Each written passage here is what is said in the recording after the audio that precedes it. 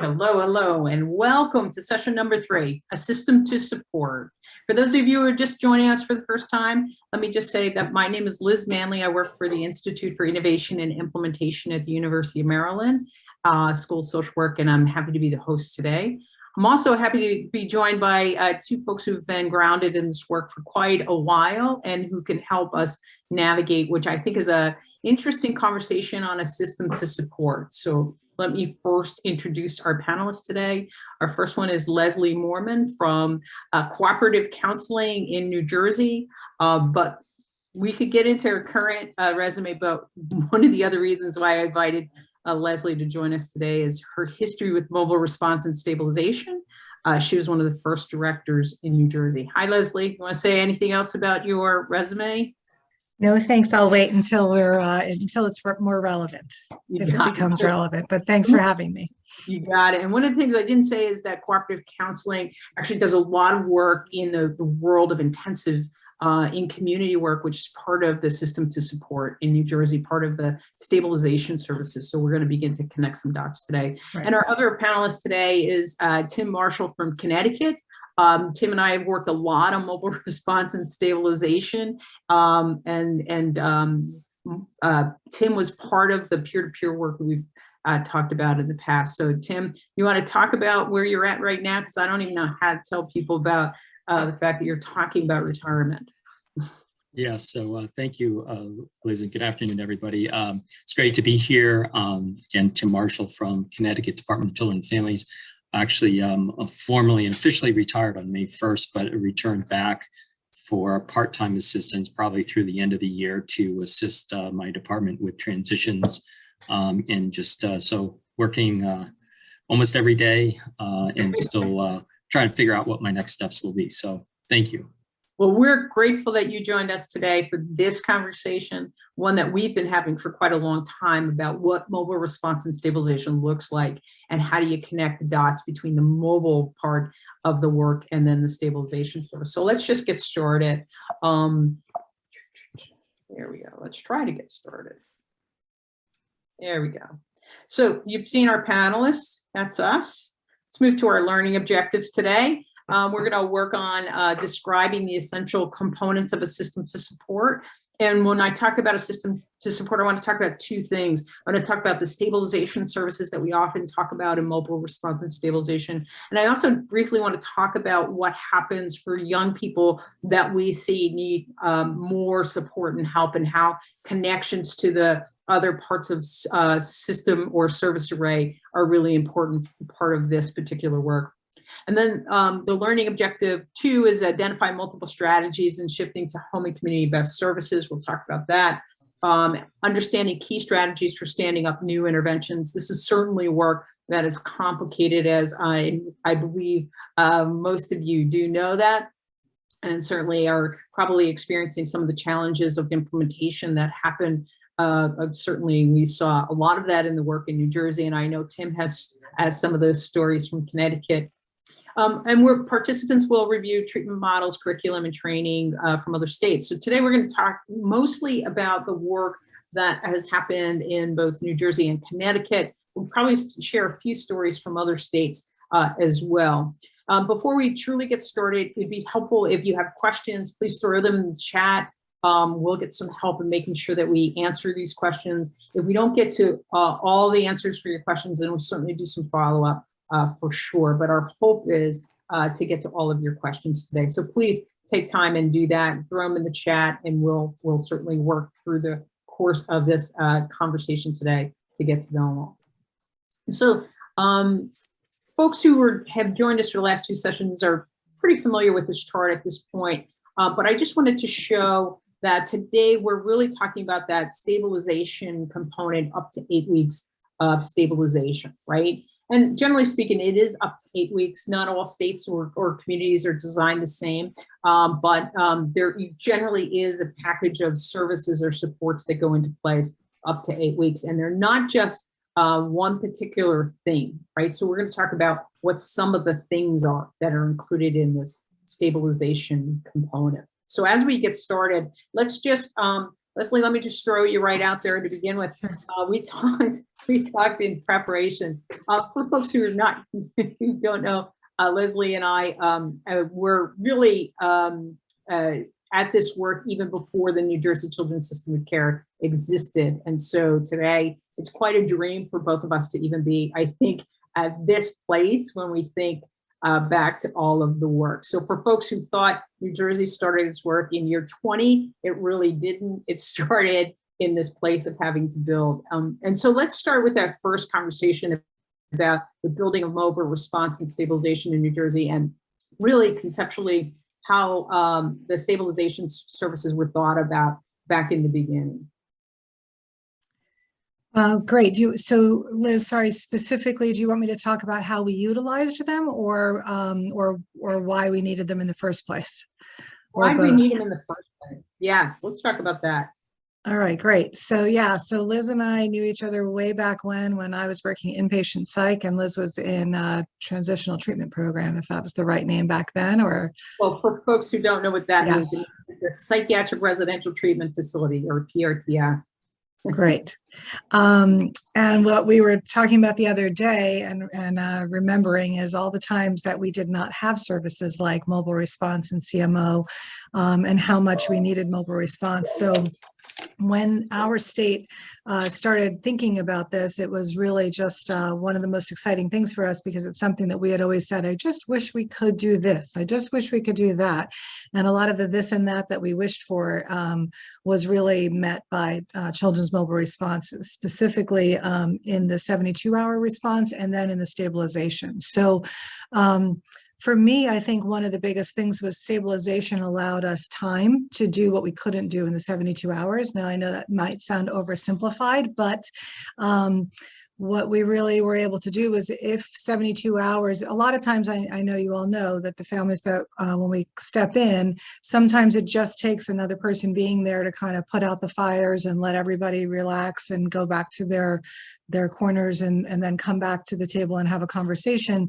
And sometimes that can be taken care of in 72 hours, but sometimes it can't. And I know with various systems, I'm assuming everybody is familiar with wait lists and different things that occur if we want to refer somebody for outpatient treatment or partial hospital or into something that's not even psychiatric. A lot of times there were wait lists, boys and girls clubs, mentors, things like that, where we really needed the time to spend with the family, or even time to figure out what was needed and where we wanted to go. And so those 8 weeks gave us that time to really make sure we weren't just popping in, sharing our words of wisdom, and then popping out only for another crisis to happen again. Yeah, exactly. Yeah. Exactly. Okay. So the conceptually, stabilization services, or that system to support, is really about trying to figure out what needs to happen, right? So we have 72 hours to try and calm the situation, get a pretty good assessment of what's happening, connect to the collaterals, the other folks in that child's life, including school and other important people. But the 72-hour component needs to connect to that 8 weeks of time to just say, okay, how much more does this family need, or is 8 weeks going to be able to solve some of these challenges? And just one other component that we often talk about in the mobile response world, and that is that a lot of the work around the stabilization services is really some care coordination stuff, right? It's really about connecting the dots for family, not just in the formal world, but as you talked about, in the informal world, of making sure that young people are connected to the community. So thank you. Yeah. Go ahead, Leslie. I was just going to say, also, sometimes we all realize that sometimes the child or the adolescent can become the identified client, but sometimes there's other things that are needed as well. So maybe there's something else going on in the home, and so just to help the family kind of really figure that out and figure out what's going on, and refer to even some of the parents sometimes needed referrals places, and we were able to engage to help out with that as well. That's right. So we're not just connecting the dots for one particular member of the family, right? We're bringing those dots, and connecting the dots for the whole family and all the folks who are at the table, right? For sure. So Tim, when we talk about stabilization services, we want to talk about some of the work in Connecticut around I mean, you've worked so hard to get this off the ground and moving and running and done such amazing work. So maybe you can talk a little bit about how Connecticut operates and what it looks like. Sure. So for us, the stabilization is built in, I think we would describe our response system in phases, but generally speaking, the acute crisis, when a caller comes in, first of all, Connecticut uses a similar model as New Jersey, that we are purchasing a face-to-face assessment. So we use the term crisis as defined by the caller, or we're just go mentality. So during that acute crisis phase, we can respond multiple times in the first 5 days. And so we kind of refer to that kind of quote unquote one and done. So why that is significant for the provider community is that those who are providing mobile response for us, they have just the acute crisis paperwork, if you will, that they have to fill out in those first 5 days. If it goes beyond 5 days and goes into the second phase of stabilization, then they have additional paperwork and additional tools that could be used for them.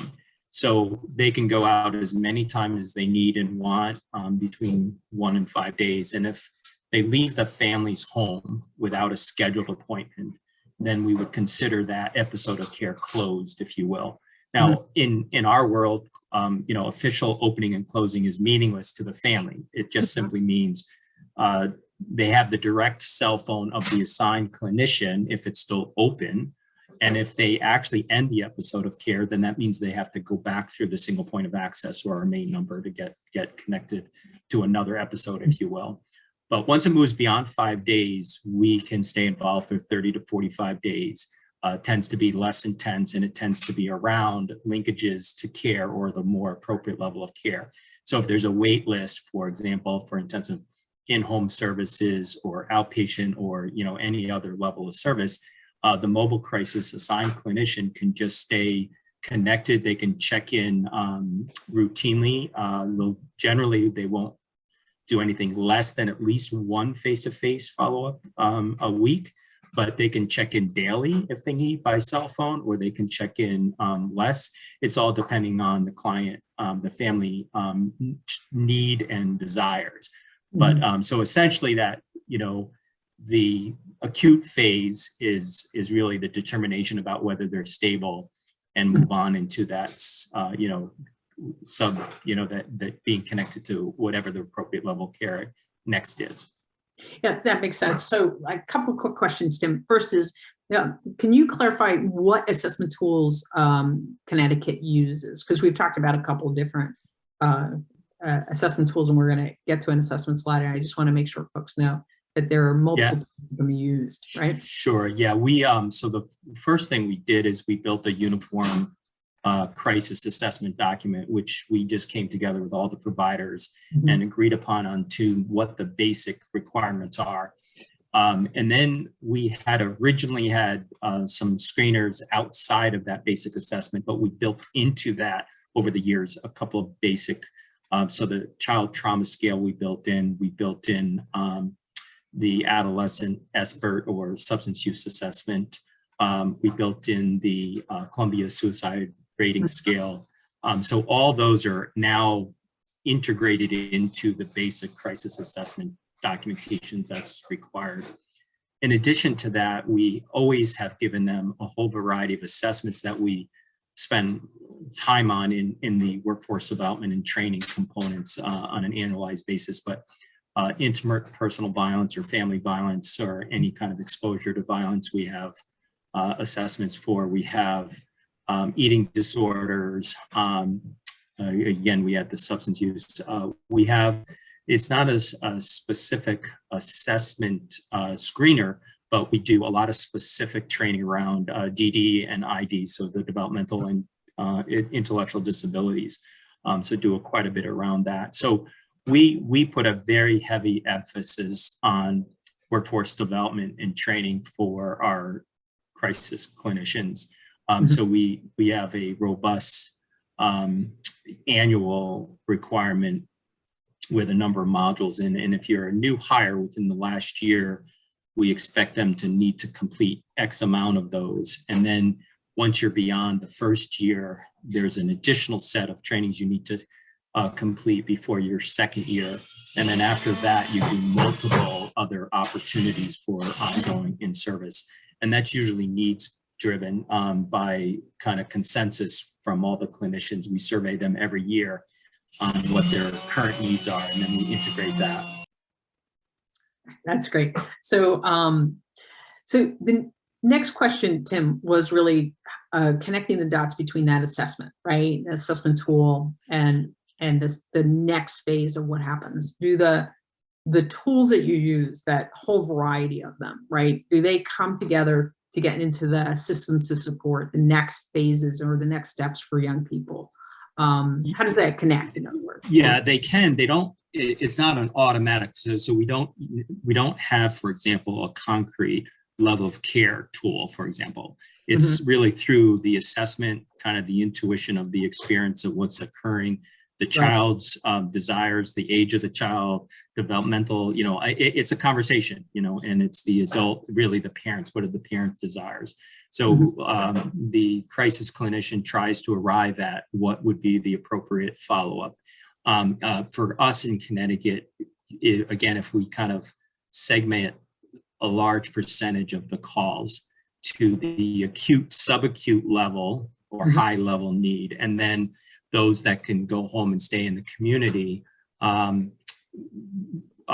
really is the dividing point. So the inpatient, and then we have the short-term subacute, we have the longer-term subacute, which we refer to as the PRTFs. And then you have, there's the intermediate levels, if necessary, the PHP, the partial hospital programs, the intensive outpatient programs. But that grouping there tends to be for the more acute, but is the lesser of the percentage of total episodes of care. The far majority are in the community, and most commonly intensive in-home services of some type. And we have a broad array of intensive in-homes in Connecticut.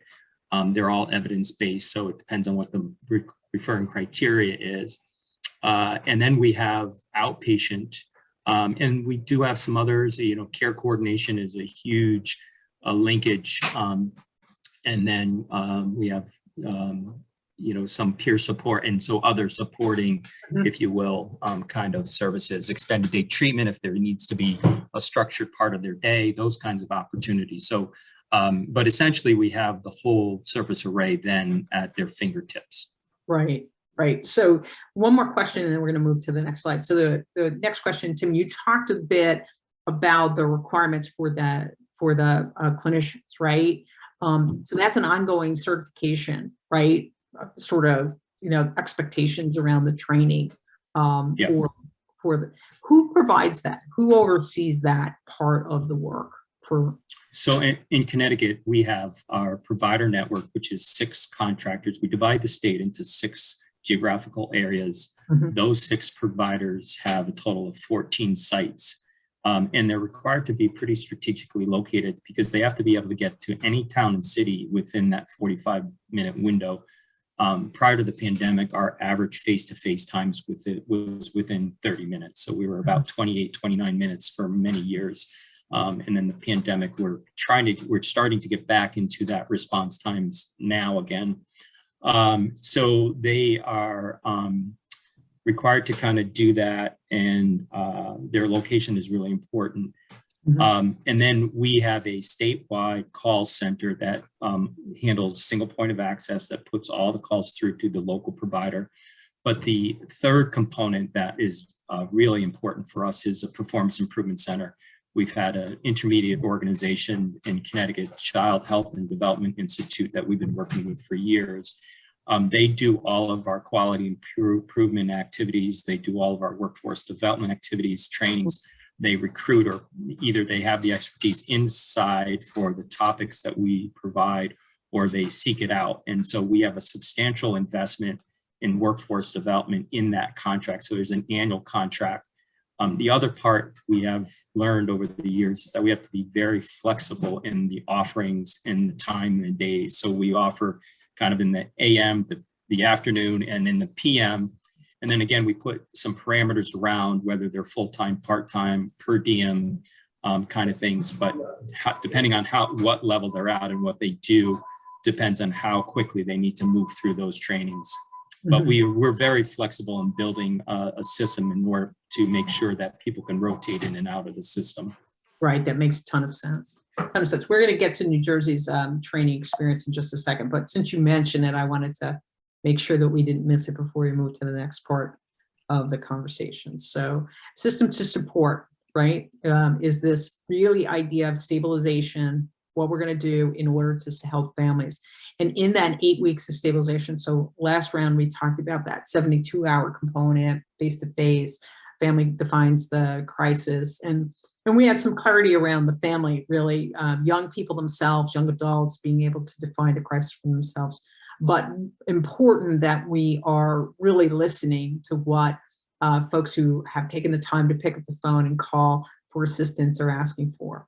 But in this 8 weeks of stabilization, I want to connect the dots between the assessment that's done in that 72-hour component and how that influences or impacts in that 8 weeks of stabilization. So Leslie, you're first up. Really good question, a question around how does that work from the mobile response team that goes out and is, has done that assessment tool, has made a determination that some intensive support for the family needs to happen, makes a referral to your organization at Cooperative, and then what happens from there? Can you walk us through some of that? Sure. So this is where I'll be wearing my my old hat as a mobile director and my new hat as an agency that's, I think, for almost 18 years been doing intensive and community services as well as outpatient in the state. So so from the side of a provider who gets a referral for stabilization services, which again, IIC is one component of those stabilization services, but for the in-home intensive and community IIC services, or even actually as an outpatient provider, what will typically happen is we'll get a referral, which for mobile response is usually a phone call from a care manager who will say, I need somebody in, this is the situation, this is the type of situation going on, this is what I'm looking for, and then we try to match them with a clinician who has the same skill set and skill level, as well as obviously geographical region, et cetera, to go in and do in-home. Outside of COVID, we are actually in the home, up to typically 2 hours a week. Some people choose to do all 2 hours for the clinician at one time a week, which typically looks like 45 minutes maybe with the youth, maybe 45 minutes with the parents alone, and then maybe bringing everybody back together. That's a typical model of an in-home intervention, but it changes based on what people are looking for and need. And there's also really close communication between the care manager and the IIC clinician, making sure that we're teaming and all on the same page for what's needed for the family. Sometimes what's told to one person might not match up with what somebody else experiences in the home. Sometimes things change. We all know that just based on the dynamic of the household or how things have settled. And so people may change their minds about what's needed, or we may find out more information and think something else is needed. So the communication between the in-home clinician and the mobile worker is really important and key in that process. I think so, for instance, we say as an in-home provider, we start thinking about discharge before we even get there, meaning we want to have conversations about what's going to be needed to make sure that this is sustainable, that our services that we put in can help stabilize, but then how do we continue to keep the environment stable? So we want people just kind of listening and thinking about what's next after we leave. And I think that's it. So, Liz, you have anything more specific? I have a couple of things. So good, great. The first thing is, so as an organization, right, recognizing the culture of New Jersey's, geared towards mobile response and stabilization, the goal of being able to get there, as early as the family has defined the crisis. How do you organize the work with the clinicians within your organizations to be able to be ready for the responses, right? How do you organize and train and get the folks ready in the workforce for that type of work? So it's probably starts before we even hire anybody. So at point of interviews and discussions, it definitely takes a special person who's willing and wanting to go into the home and to do this type of work and to recognize how important timeframes are. So it starts in interviews. And then it continues in an orientation. So we do a pretty thorough orientation on not just what we expect as an agency, and but we then also discuss Medicaid guidelines, but then we also do a pretty robust orientation of this children's system of care in New Jersey and expectations there as well. We definitely talk timeframes. We definitely have struggled a lot with how to ensure that we get referrals quickly, because sometimes we need not more than just a phone call, but actual information that backs it up.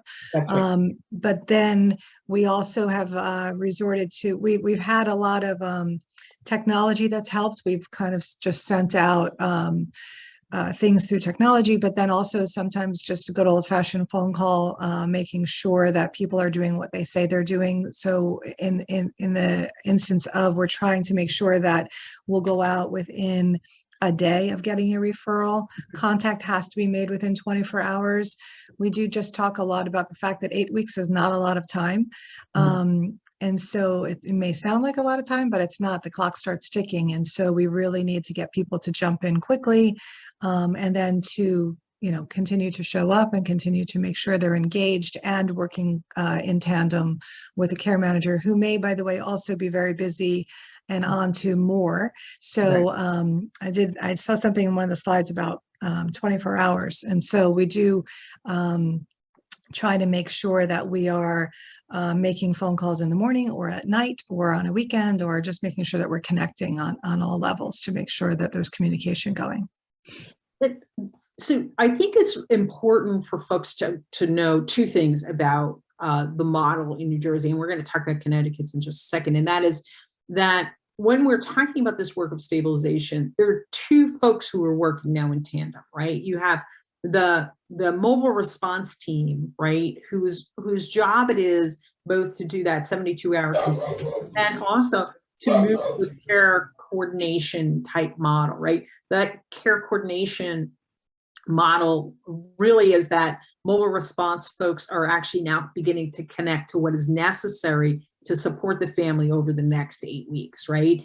And part of that is about connecting to it for some families, not all, because you're not involved in all the families, right? There's but the other part of it is that the intensive in-home work that you're doing is a clinical intervention, right?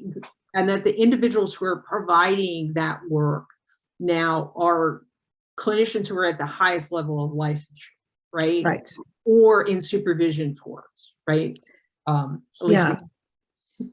And I was actually just thinking that when I was listening about how and what Connecticut is doing. One of the questions I was curious myself about is the licensure level of who goes out. So that's a great point, Liz, that I wasn't sure, and I apologize, how much people know of each system. So I will back up a tiny bit. And so in New Jersey, I do think primarily the care coordinators, crisis workers are typically bachelor's level with intense training, but they are typically bachelor's level. And then the in-home clinicians who go in, what we call IICs, intensive in community clinicians, are, I would say 99% of the time, clinically licensed, independently clinically licensed, according to our state and LCSW, who goes in and does this. So it does become a dance of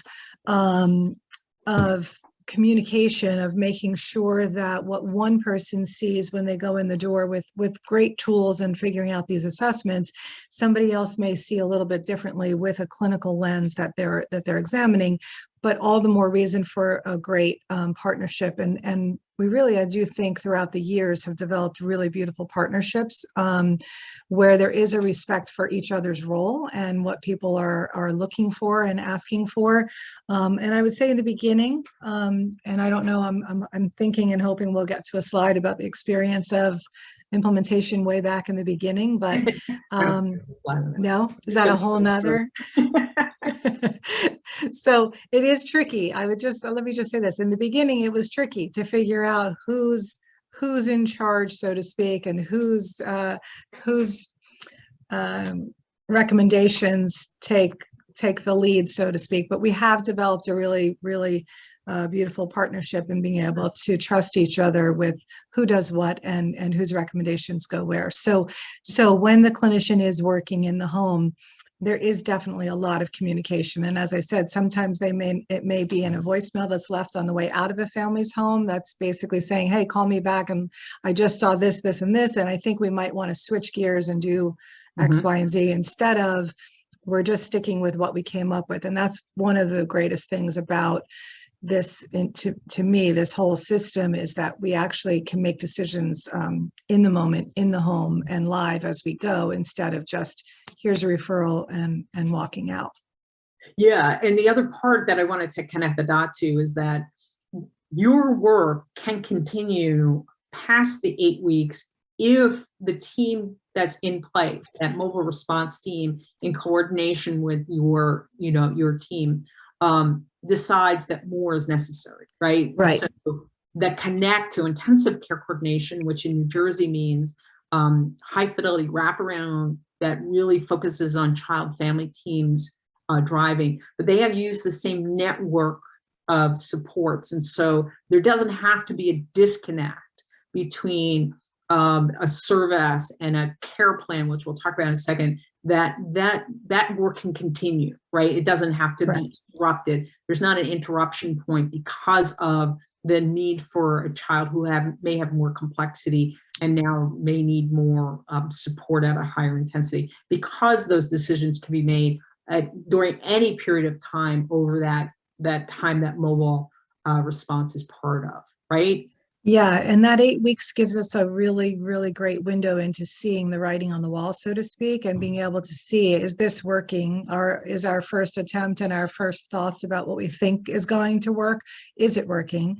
That's right.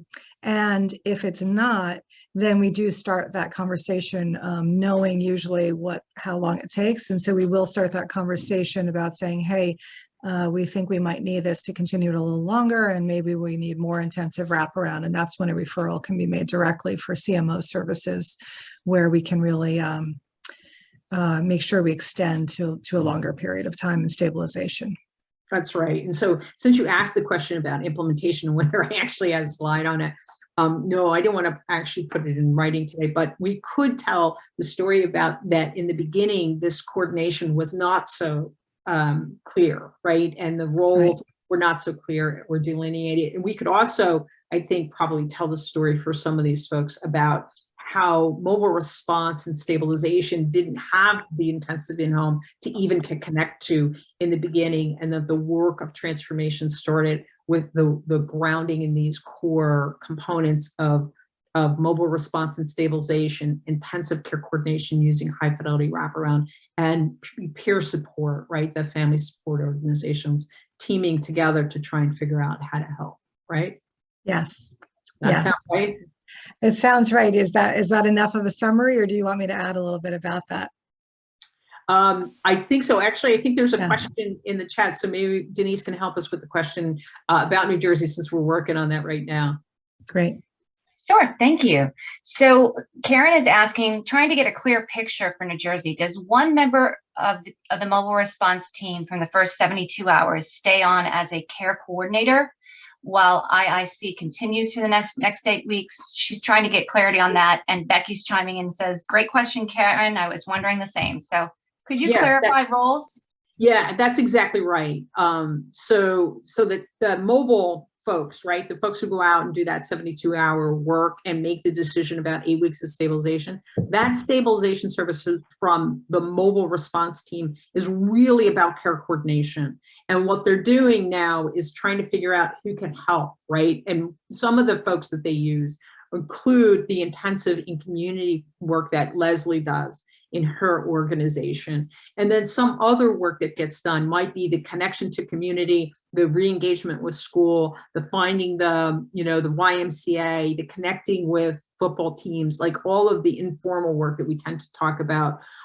There's not always this connect in New Jersey for formal supports right from the get-go, because what we don't know at the beginning, whether that's in the 72 hours or even in the beginning part of the 8 weeks, is whether a young person is ready for formal support like outpatient, as an example, right? So that 8 weeks gives us time to sort of figure that out. So it's two people working together, one in one organization, one in another, talking to each other on a regular basis about what's happening. And that's all outlined both in as a service plan and identified through the crisis assessment tool, which New Jersey uses.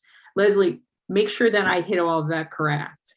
Yeah, I'm going, so I apologize. It's probably my fault for the first slide not introducing. I think I was thinking that everybody was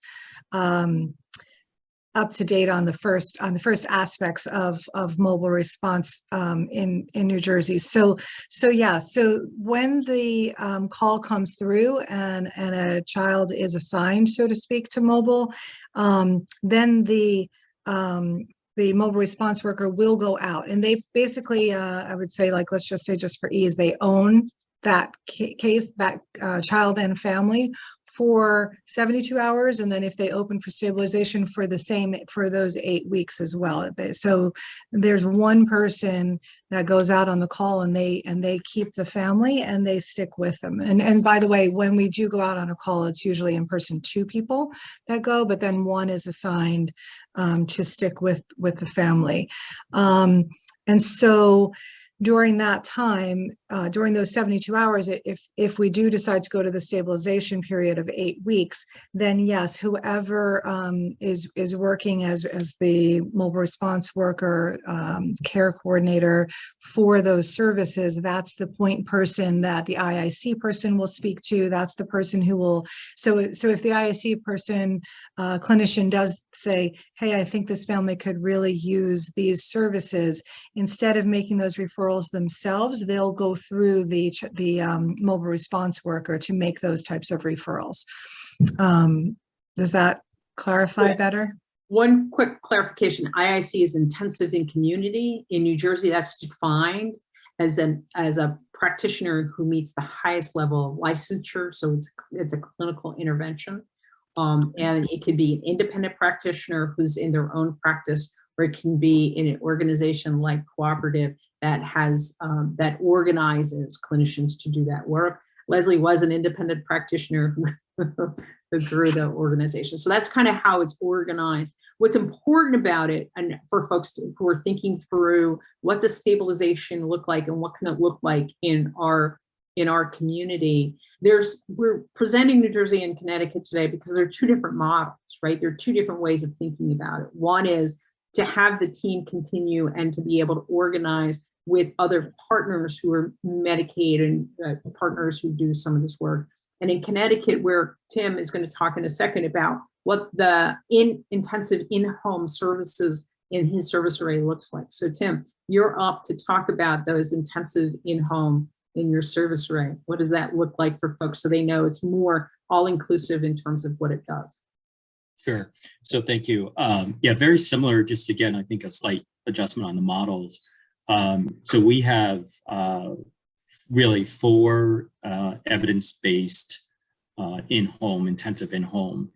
And we have one homegrown from Yale that we refer to as ICAPS, IICAPS, or intensive in-home child and adolescent psychiatric support or psychiatric services. ICAPS is by far the #1 referring from mobile crisis to the list of intensive in-home.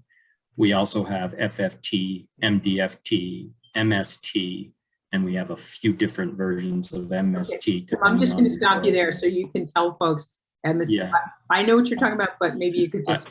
Yeah, I was going to go through. I was going to do the alphabet soup and then go identify them. Perfect. So, and then finally, the last one was intensive care coordination using the intensive wraparound model. So FFT is functional family therapy, MDFT is multidimensional family therapy, MST is multisystemic therapy and problem sexual behavior, and then there's a substance use version of that. And then there's a transitional age youth TAY version of that also. So depending on referring need or age, depends on what those are. So we have a robust intensive in-home that a number of the handoffs from mobile crisis to one of those intensive in-homes would occur. We also have, just to kind of round out the evidence base, we have three. We have TFCBT, or blocking that right now, sorry. Yes, trauma-focused CBT, and MATCH, which is a modular approach. Those are both outpatient. And then we have CBITS and Bounce Back, which are trauma-based, which are school-based, but also can be community-based, outpatient-based group treatment. So we have a full array, in short. And again, when we first started, there's a little bit of an evolution here that switched things up. We had envisioned the majority of handoffs being from mobile to care coordination. And quite frankly, the care coordination capacity couldn't meet the need. We originally, even, it was one contract. Some of our mobile providers were also our care coordination. When we redid our redesign into our current model, we separated those out. We're actually starting to come back on that because our capacity across the whole system is so strong that we're able to get much more of the intensive need for the intensive wraparound handled on the care coordination now than we have in the past. So we have a good dispersion of those needs, and those are fairly high needs. So you're talking about kids who we are in Connecticut. We have some data that is describing. So our homegrown Yale ICAPS model is designed for kids who might otherwise need inpatient or subacute. So it's a higher level of psychiatric need. And then the others are also kind of can do a decent job about kids who might otherwise be qualifying for a level of care of subacute. So there are decent community-based programs that can manage fairly high level acuity kids, which is just so important to be able to hand off and keep the system moving. And then I'll save it, but we have then kind of our contact in our connection to schools, which is a other no area.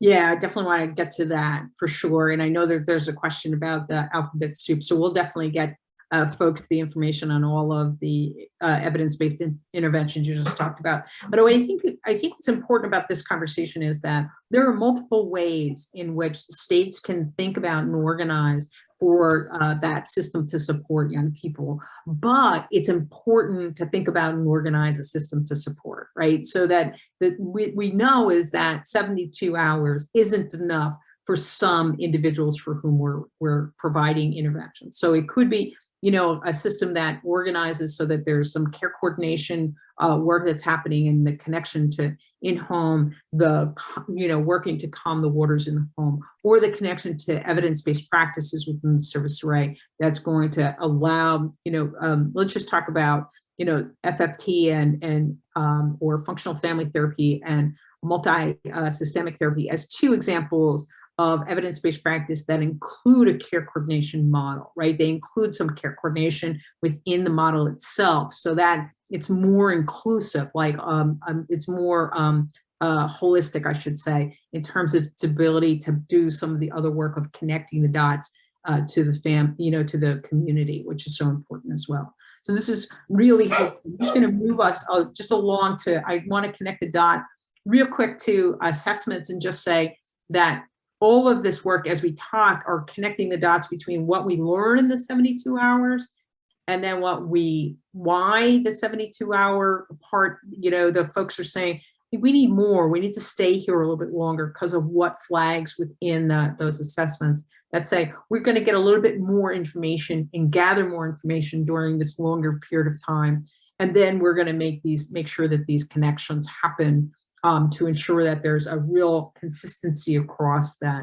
And I just want to, and Tim, we didn't include all of yours. We did include the Columbia, but I know you also use the Espert and you use a tool specific to Connecticut. So when we do follow up, we'll make sure that the group knows some of the work that you're doing in terms of what you've included in this work. But I do want to talk about the care plan, right? The assessment and the connect to the care plan, whether that's in the New Jersey model. So Leslie, we'll talk about that in a second. And Tim, we'll talk about what does the care plan look like for the connect to those evidence-based interventions. So let's start, Leslie, let's just talk about the fact that New Jersey uses the crisis assessment tool, a version of the CANS, right? And that version of the CANS flags for us where we need to pay close attention to and whether or not we need to gather more information with more assessments, right? Right. So, so the mobile response worker will be the one to do that assessment, and they're the ones to kind of call out. And we have a system, Cyber, which we use. That's an electronic, basically like an electronic. Is it an electronic medical record or? It's an electronic health record that's shared by in New Jersey. It's shared by the full system, right? So when we talk about that, it means that who's ever working with that child and family have access to that record. And embedded in that record is the assessment tool. Right. So we could see the assessment, and also the care plan is also in that, where we're almost at the point where we're all writing in the same care plan, but we're not quite there yet, but we're almost there. And so for right now, basically, and even actually prior to having a shared electronic health record, we were able to basically just be given a copy of the assessment, and the mobile response worker would really just highlight the areas of more intense need. And then that would be kind of a red flag for the clinician to be able to know what areas to focus in on and what areas needed to be addressed. And that would help us develop a care plan. And so I think that really that is also done in conjunction with each other. So a lot of times the mobile response worker would come up with a general care plan, which would include intensive and community services, as well as other services that they would put into place to stabilize. But then the IIC clinician also adds to that care plan to make sure that they're giving more specific goals that might be therapeutic in nature and more specific. So it's a shared care plan that says this is what we know needs to happen, and we know that because of what that young person is saying, what the parent is saying, inclusive in that assessment process in the care plan development work. Before we go further, I know there's a question about, Denise, I think it's about funding. Do you want to share that? Sure, it's from Celia. She asks, can families with private insurance, Medicaid, no insurance, and those who are undocumented access all of the MRSS components in both New Jersey and Connecticut? Part one. And part two is, how does New Jersey and Connecticut fund these components? Okay. So Leslie, do you want me to take New Jersey and we'll let Tim take Connecticut? That sounds great. So I remember it, but I'm sure you'll do more justice. So New Jersey is it's a public health approach. That means that the services are available to any family 24/7 as long as they're a resident of New Jersey. And I think we've even touched on some families who are visiting in New Jersey, but it is based for anybody who's in New Jersey, regardless of their ability to pay, whether they have commercial insurance plans or uninsured. It's a really important grounding concept in New Jersey to ensure that those services delivered that way for families. And it managed both through Medicaid as a primary payer for children who meet the criteria for Medicaid, all mobile response teams are able to do presumptive eligibility, which means that they can help move along the Medicaid process for young people who might meet the criteria.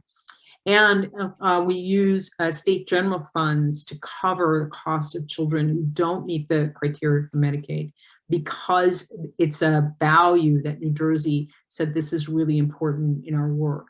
What's also important, one other thing about New Jersey, is that they've taken all of the cost savings that they've shared, that because they've been able to reduce things like out-of-state residential care, in-state residential care, they have continued to invest in mobile response and stabilization, in use of peer support and high fidelity wraparound to ensure that all young people who don't meet the criteria for Medicaid can get it. And one last point, and that is for young people who have a real clinical need for the higher intensities of service, like high fidelity wraparound or residential care, those costs are covered by the states as well.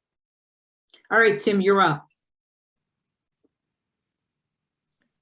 Okay, so anybody in the state of Connecticut, any child is covered for a mobile response. So we cover the base contract of our provider network. And so uninsured, undocumented, they're all covered. There's no questions asked around that. When somebody calls in and asks for a response because of a child's mental health crisis or mental health need. We also require all of our providers, all 6 of them, to bill third parties. So if there's private commercial insurance, Medicaid, so we're covered. So it's a robust investment by Connecticut in the entire system. And Connecticut's looking at right now the enhanced Medicaid match to kind of expand that.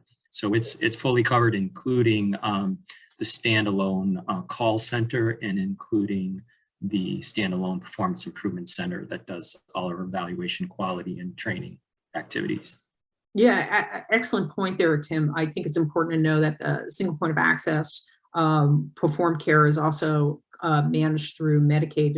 Their Medicaid administrative claiming costs are used around that work and around the training work that happens, the workforce development work that happens at Rutgers University for New Jersey. So just, there's a lot of different ways to think about it. What we want folks to really think about from today is that there is a solid model or way of thinking about helping children, youth, and families in their own homes that can help move away from things like the use of emergency departments and inpatient care, and that there are a lot of ways to design it to meet the needs in your particular community. So there's just a couple of examples. It's not you have to pick up and do what Connecticut did and just say you're going to be there in 30 minutes, which everybody loves that, Tim. The fact that you were there in 30 minutes is just impressive.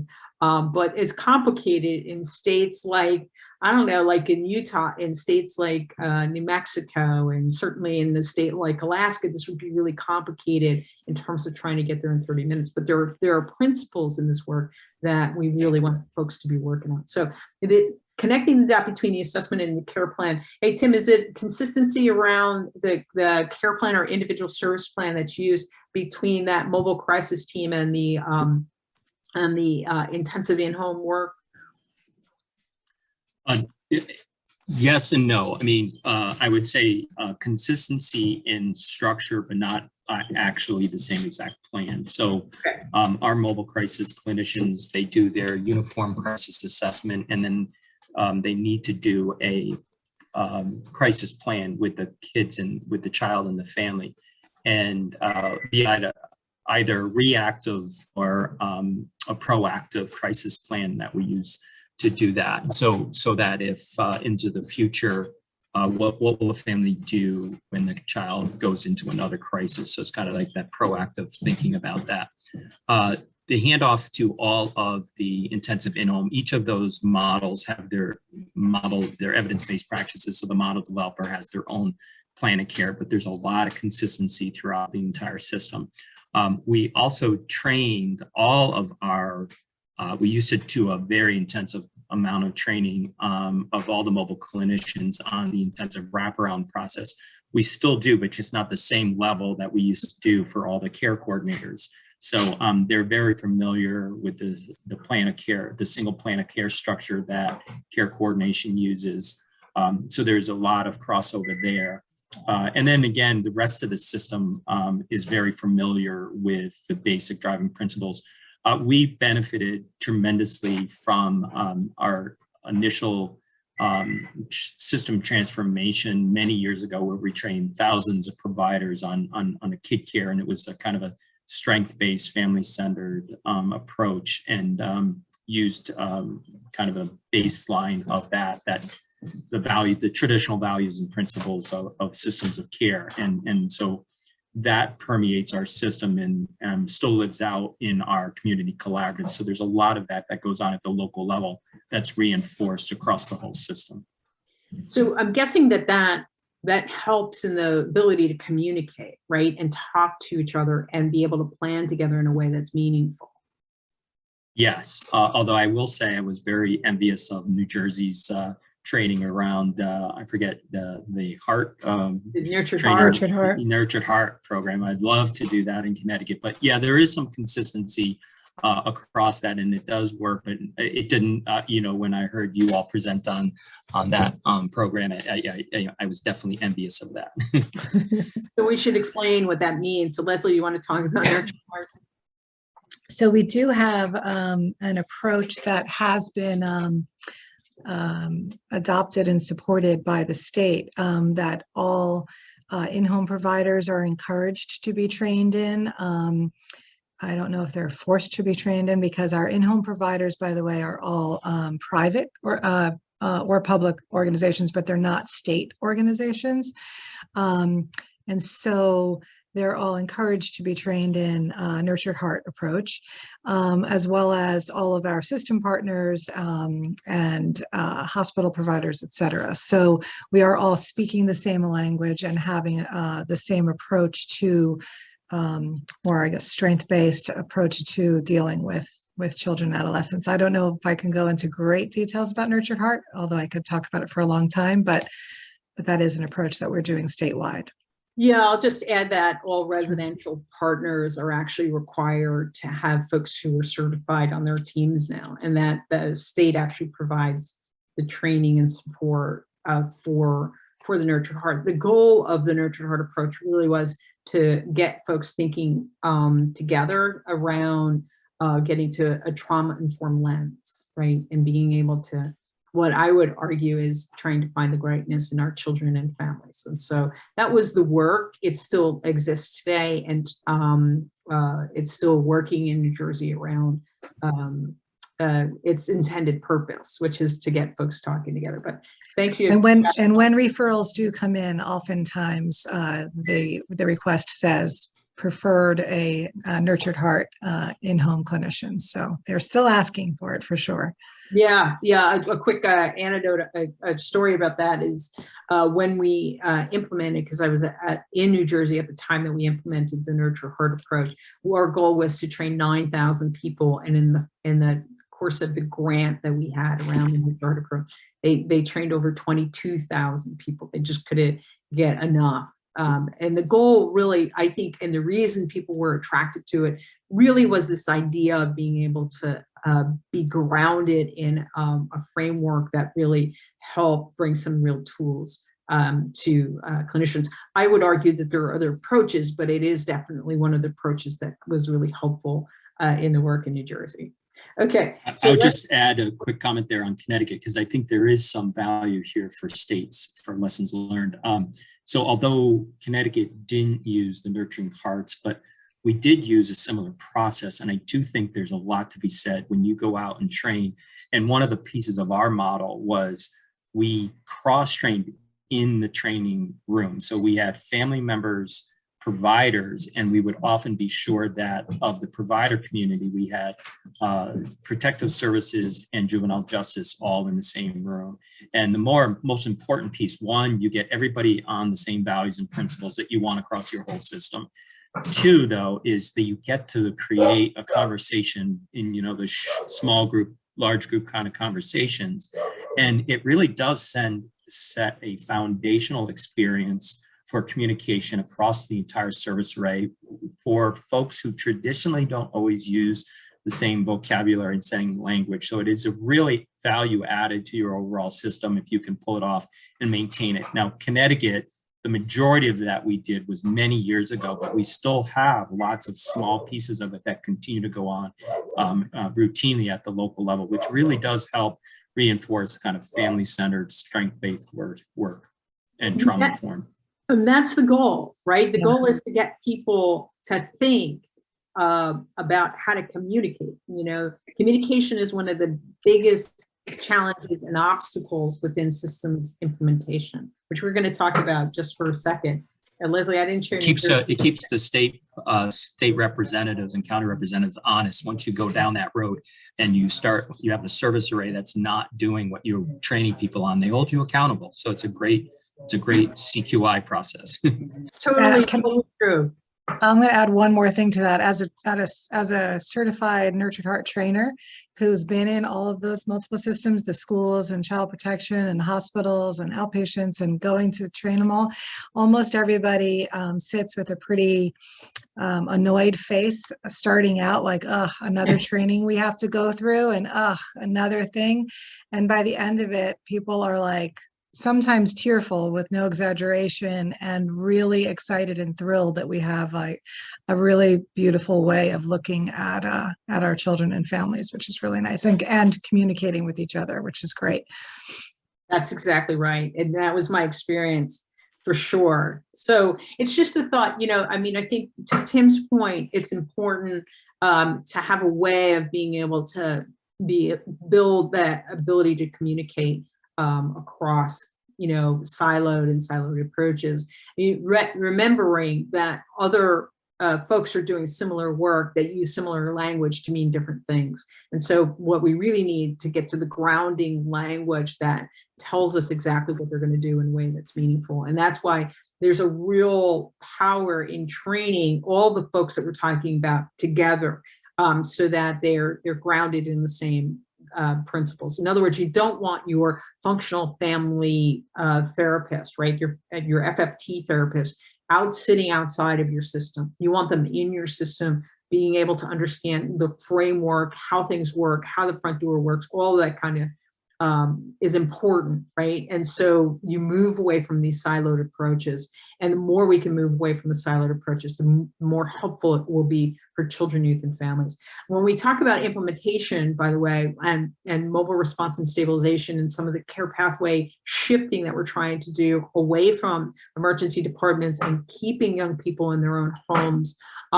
this is kind of the framework in which we think are really important to think about some things that states need to do. And so we'll just pick a few and talk about both the implementation, both in New Jersey and Connecticut, to help folks understand some of the grounding ideas about how the system was designed in the beginning. So both states, right, both New Jersey and Connecticut. So we'll start with you, Tim. You thought a lot about that statewide access and the single point of entry, right? Work that's so important to be able to make the system not so confusing to families. But that must have been a little challenging in the system's design. Do you want to share a little bit about how that's organized? Yeah, and Connecticut still struggles with this. So we do not have a single point of access yet, although if there was one that would get as close to it, it would be our mobile crisis response system. But we have done basically kind of an organic, bottom-up, grassroots kind of single point of access kind of training and thinking about that. But it is still confusing if you're a parent in Connecticut with a child who developed new mental health symptoms and you don't know where to turn. It can still be fragmented. So we had a lot of movement on it this past legislative session. We didn't quite come out with a single point of access, but I think we're heading that way. But again, in the end, what we have done, we've done a lot with our SAMHSA system of care grants and done a lot of grassroots, particularly training of families about the key points of contact with the system. So if it's not a single point of access, here are the top 4 areas that you can connect with. And this 2 years ago, we were asked to put forward kind of a document to be given to every child who's discharged from the emergency department on the service right. And I'm like, that is crazy complicated and no simple. So the way we met the legislation, we gave like the 4 main front doors to the system, if you will. And these were key locations: mobile crisis 1, care coordination 1, our traditional outpatient services were another. And in Connecticut, we have youth service bureaus, and that was another. And so if you turn to any one of those main numbers, if you will, and you were at the wrong level of care, they were the right location to get you to the right. So we've done that. And so we just got new legislation that now requires us to translate that in 4 languages. And so we have a robust website for families, and that resource guide is out and about and being used. And in fact, the emergency departments are using it, and we designed it by our 6 areas of the state. And then the emergency department, we thought that they would then just select the area that the family being discharged was from, but that is not convenient for them. So we did one statewide one that they now use, and it's like 8 pages long, but they are hitting print every single time a kid gets discharges, and here's all the local numbers to turn to for care. And so that's kind of some of the ways we've managed it without having that single point of access formally. So what you're describing, Tim, is a no wrong door approach, right? That there are multiple places in which a family could contact in order to get to the right place, right? A no wrong door. I often talk about New Jersey has both a no wrong door approach and a single point of access, right? So I'll talk about the no wrong door approach, and then I'm going to let Leslie talk about that single point of access. So the no wrong door approach basically means that you're training any place a family might show up, right? And we would argue that they show up in school. So we want to train teachers, we want to train guidance counselors, vice principals, definitely vice principals, right? And principals around child study teams, the folks in schools around how to connect. We also want to train pediatricians because families go there and they ask questions of their pediatricians. We also wanted to connect with like 211, a place that families might pick up the phone and call and ask for help. We wanted to connect with other lines like the Lifeline, the suicide hotline, the child protection hotline. So that's a no wrong door approach that says, this is our information. When someone calls and needs help, we want you to connect them in a warm handoff and train on a warm handoff for our single point of access, which in New Jersey is an organization called Perform Care. Leslie, do you want to talk what happens at Perform Care, or just what it is and what it does? Sure. So when a family is educated, and I'm also going to, after that, back up a little bit to what it was first like when we had all of the different entry points. But when a family calls Perform Care, which they are educated about similarly to Connecticut, and everywhere they go, we're trying to educate, as Liz mentioned, to all the doors. We're trying to educate about how to get a family to Perform Care. And when they call Perform Care, there's basically a live triage with what's happening and what's going on. And so if they meet criteria for needing an immediate mobile response and outreach, then they'll go through the door of mobile response and they'll be linked. And in our state, almost every county has their own mobile response, and or they're shared, like tri-county or 2 counties that will work together depending on where. That will have their own mobile response and CMO, the high fidelity intensive case management. So Perform Care is the one with their care coordinators who are doing the triage on the phone. We'll be having a more robust conversation with the family about what they're looking for at that time and what they need at that time. And sometimes it's not a direct link to mobile response. Sometimes it's what we call a needs assessment or strength and needs assessment, where a clinician from any of our intensive and community providers that are statewide, a family can have somebody go out and do an assessment in their home.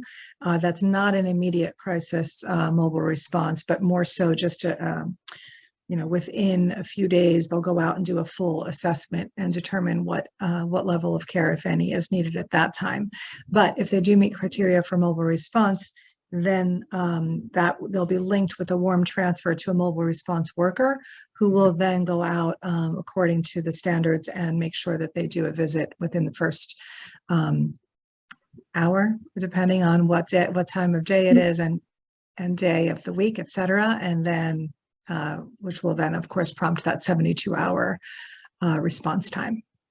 Yeah, and let me just clarify what criteria means in New Jersey. Yes. If the parent has asked for assistance and they need it now. So it's defined by that parent, the caregiver who calls. It's not defined by the folks who answer the phone at Perform Care. Their job is to respond.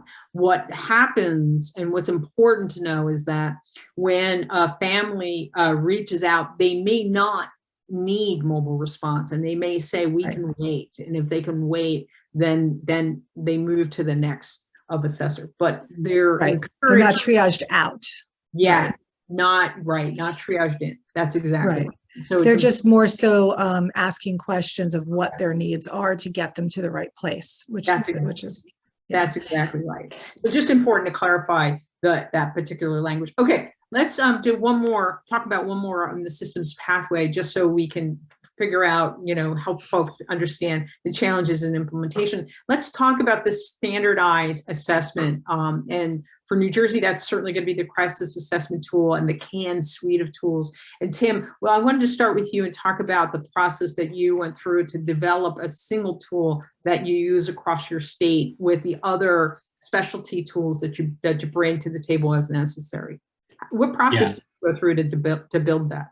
Yeah, so right out of the gate, when we re-procured our mobile system, and this was 2009, 2010, we brought the successful applicants, bidders, if you will, right to the table immediately.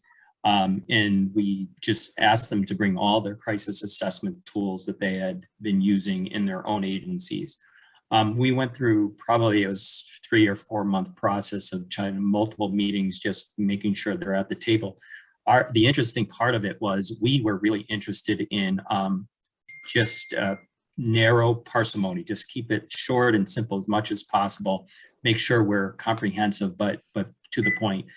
We came up with a statewide crisis assessment tool that everybody uses. And then built into there some of those, again, these crisis screening tools. So, and some of these got added later on, as I said earlier, both the child trauma scale, which we validated, we created under a grant in Connecticut, and it's out there. It's a great tool if anybody's looking. It's a very simple tool. The child trauma school, the adolescent expert, and the CSSR, the Columbia Suicide Screening Scale. We built those all right in, and each of those were added over time. So what the interesting thing was, however, we were really adamant working with the providers to kind of keep it really basic and simple. What we found is what the crisis clinician has to fill out when they go out is really still dependent upon each of the agencies, because above and beyond the statewide crisis assessment, each of the contracted agencies added some number of their own data points or collection that they wanted. So even though it's not contractually obligated, there's components that some of them will do above and beyond others. When you really boil it down, if you print out the whole amount of data and assessment, it's not a tremendous amount of additional data, but it is, there is some additional depending on each provider. So it was a great process. It was one of the processes that really helped us. So our old system before 2009 was, we did the traditional triage. Is this really a crisis or not? The new system was, we are buying a face-to-face assessment. And it was really the process of bringing them together for a uniform crisis assessment document that really got them to trust us. So it served a dual purpose, one, to come up with a tool, but it really helped solidify this shift in philosophy. We had early on the famous peanut butter and jelly sandwich. This was a real call family, mom called in the middle of the day saying, my kid won't eat the peanut butter and jelly. And it was the example that was lifted up to say, we would have screened this out. We would have never, but we went, and what we found was a huge bubbling crisis. So, and that was from a provider themselves sharing with the others. So it was during that process where a lot of that movement to this new philosophy kind of really got played out, and really there was a better working relationship between the state and the providers as a result of that process. Yeah, absolutely. You know, that whole discussion, Tim, about how you brought people together and how you work through it is just really powerful lesson about some of this work moving forward and how it operates and how it works. Two points I wanted to make. One is that was that extra data that folks were collecting, was that something that you would want to see across the full state and then implemented across all providers, or are there some data points in which not everybody has? You know, so one of the things we've demonstrated was we don't need it. So we don't need the extra data. So that's one of the things. Right. And the providers, to some extent, I would say if pushed, I would say the managers of the mobile system would say, we probably don't need that data. Mm-hmm. Is there some data there that could be useful to have, particularly when you're looking at after the fact?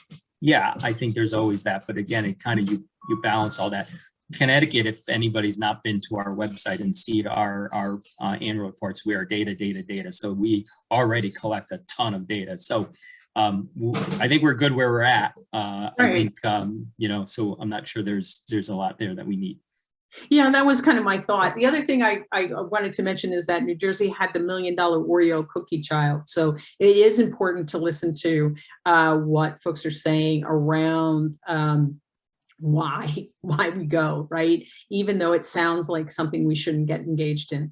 And we heard in our last call from, you know, folks in New Jersey who basically said there was never a call that they shouldn't have gone on. So Leslie, let's just talk real quick about the building of the cans, and we can talk about implementation and the fact that New Jersey picked it for us. I was on the ground at the time. This was not a tool that we went out and picked. It was early in the cans development. It's over 20 years ago. But I think that we would agree that it's a really helpful tool to have because it does multiple things within the New Jersey system that's really helpful. Am I right about that? I would say yes, you're definitely right about it. I remember there was a lot of discussion about it when it was first coming out, and people were a bit resistant to this concept of this new bubble tool.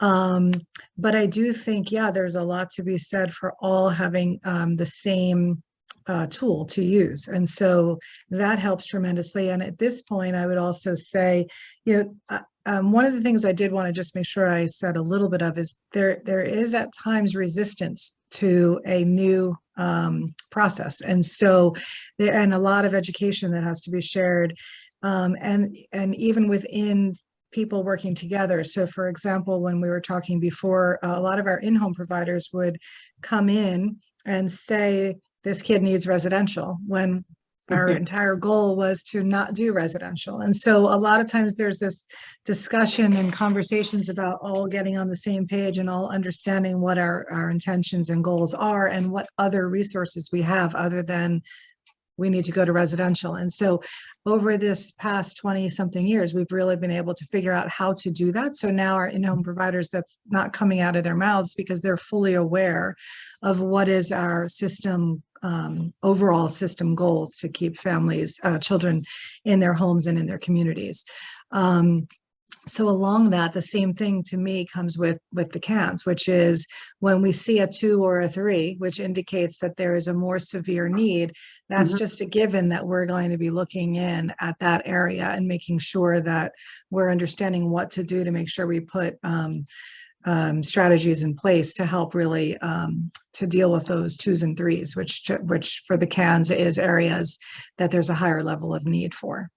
Yeah, that's exactly right. And even in the renewing, right, updating of all of the tools, because all the New Jersey tools were recently updated it took into consideration what information do we still want to know. So more information around trauma, that trauma lens became important. More information around intellectual and developmental disabilities and substance use were really helpful. So the building of standardized assessment is important, but in both Connecticut and New Jersey, the work around bringing people together to figure out what do we still need to know, what is helpful in that, was just really important lessons, I think, for folks who were listening around some of the systems work that's necessary in order to get systems transformation and reform. These are just a few of those steps that are really important. Let's just talk about coordination again across the systems, right? We talked a lot about the silos and how the silos can be really challenging. But in a system to support, this is the world in which we're going to need to make sure. In the 72 hours, it's a little complicated to get everybody around the table, but in that work in the system to support, it's really important that we're thinking about who else is currently involved, and is there a way for us to know that up front, right? Is there a way for us to know if child welfare, juvenile justice, family courts, who else is involved in this child's life, and how do we figure that out? And then how do we get them to the table in a meaningful way? So Leslie, you want to start with some of the work that you do to try and tease out who's who? Yeah, and also if I could also just put my hat on as being the director for the first mobile, one of the first 3 in our, that went out in our state 18 years ago. I would say too, one of the most fascinating things to me was being able to go out there and talk about this incredible program that we were starting and that we were doing, and constantly answering the question of what's the difference between you and screening. That was huge. We did that constantly, but also then being able to get people to understand that it was actually helping them to refer to us, that we were basically alleviating a lot of their staying in the office till 10 o'clock at night with a family in crisis. And so being able to really explain and connect on to all of our system and community partners with how important mobile response was and how much we could really work together. So those days when we first started out were really incredible and fascinating and fun. But now as a system partner, I believe, to mobile response, as an intensive and community and outpatient provider in our state, it's just a core component of everything we do, is to see where is the child in all of these systems, and we have our own questions along with the tools that comes in more of a narrative biopsychosocial aspect of who's involved, and then when we do know who's involved, there is a lot of conversations about sitting together as a team and talking about what can we do so if we have child protection or child welfare involved, if we have juvenile justice involved, if we have a child study team, then all the people kind of come together and talk and meet and discuss about making sure that all of their needs are included in the plan and in our approaches, so that we're all speaking the same language and working towards the same goals. Absolutely. That's great. So Tim, you want to just talk a little bit about some of this systems coordination, and let me just before I even get that, there's a question in the chat around the age of consent. I can tell you New Jersey's age of consent, I think, is at 14 right now, but it's a complicated question around consent when it comes to mobile response and stabilization. So for those of you who are interested, I think we'll add it to one of the future discussions specifically around how to manage the age of consent issue. And Tim, if you want to talk about the system partners, that would be really helpful. And I'm going to imagine I can cover your age of consent for you in the future. Yeah, well, I just would say to the age of Connecticut is also, I did a thing a few years ago. It's like 57 pieces of legislation that allows mobile providers to treat under certain conditions. So if it's substance abuse, if it's this, if it's that, if it's pregnancy. So there's all these different factors, but the bottom line is it allows all those pieces of legislation, allows mobile crisis to work with the child with or without the parent consent. Our best practice is still get parent consent. So particularly when the child's in the school, when the child's out in the school, some of those laws fade away. But it's an important piece. And to that, I would just add in this systems coordination, it's one of those areas where mobile crisis cuts across all of the conditions that might be in any of these areas that often force people to be in silos. So whether you're community organizations or the hospital association or law enforcement, mobile crisis really cuts across all of it and just is very responsive to each of their needs. So it's in and of itself, mobile crisis is a systems coordination intervention, if you will. That's right. That's exactly right. And I think that's why it makes this work so very important, right? It is the most important work that I think that we can do. I think we're getting ready to run out of time. And so I just want to take a minute to thank both of you for joining us today in this, I think, pretty robust conversation about, what's next, what happens after mobile response, and what that first initial response, what does that system to support look like? And I truly appreciate not only joining me today, but our work in the past and hopefully our work in the future. So thank you very much. I'm going to hand it over to my Thank you. partner. Thank you.